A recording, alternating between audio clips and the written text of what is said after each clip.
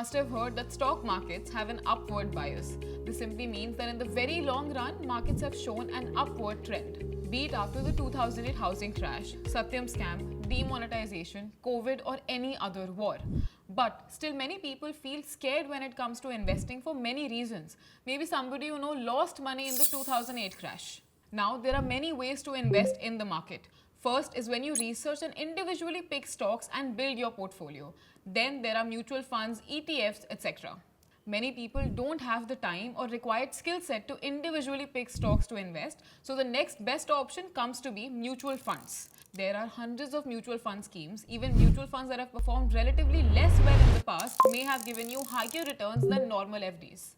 Hi everyone, this is Chahal Verma, and in this video we will cover what are mutual funds, how they work, types of mutual funds and how to invest in them. First of all, many people think that mutual funds are only for investing in the stock market, but in reality you can invest in debt mutual funds, hybrid mutual funds and money market funds. But today we will focus on equity mutual funds. The purpose of equity mutual funds is simply to give you more exposure to benefit from the growth of the Indian stock market. Mutual fund is basically a fund which lets you pool your money with other investors to mutually buy stocks or other investments. This basically means that people like me and you put some money in mutual funds which helps them build a big pool of money. This pool of money is called their AUM or assets under management.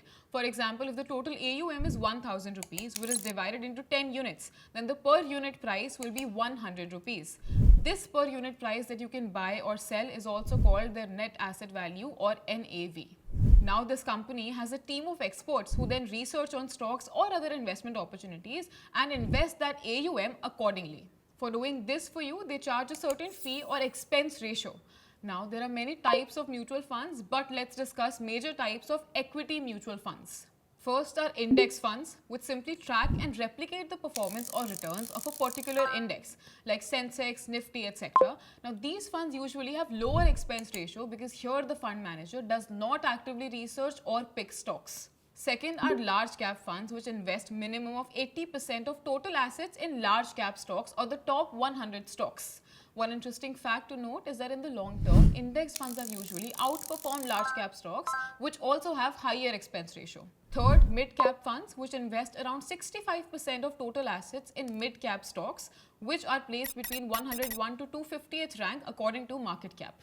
Fourth are small cap funds, which invest around 65% of total assets in small cap companies. Fifth, multi-cap funds. They usually invest around 65% of their total assets in large cap, mid cap and small cap companies in different proportions. And sixth are large and mid cap funds, which invest around 35% of total assets in mid cap stocks and 35% in large cap stocks. Here the volatility is usually lower. These were mainly on the basis of market cap. Then according to investment strategy, there are three other types. First are sectoral funds, through which you can invest in different sectors like IT, banking, infrastructure, defense, etc. Second is focused equity fund. Now this fund invests only in a small number of highly researched securities for higher returns, but this definitely comes with a lot of risk as well because there's basically no diversification to protect you from any risk. Third are contra funds. Now just like the name, these funds follow a contrarian strategy. They try to find underperforming stocks and buy them at lower prices, assuming that they will come back up in the long term. One major drawback that these funds have is that due to their contrarian investment strategy, they might end up underperforming in bullish markets.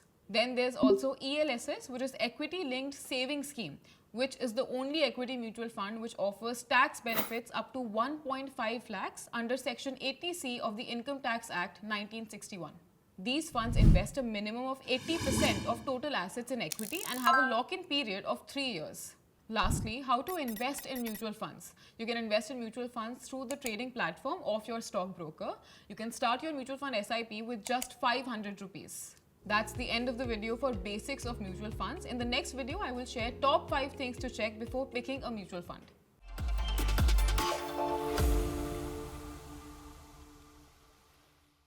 Investment in securities market are subject to market risks. Read all the related documents carefully before investing.